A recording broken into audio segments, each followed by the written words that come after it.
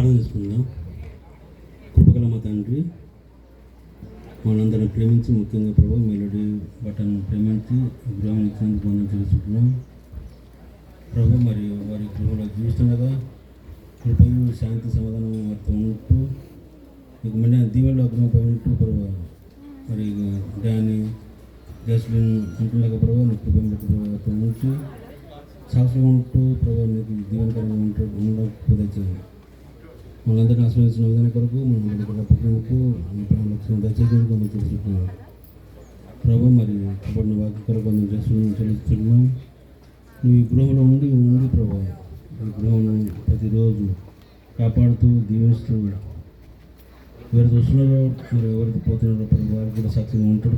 దయచేసి మనందరినీ ఆశ్రయించిన విధానం కొరకు ముఖ్యంగా బట్టని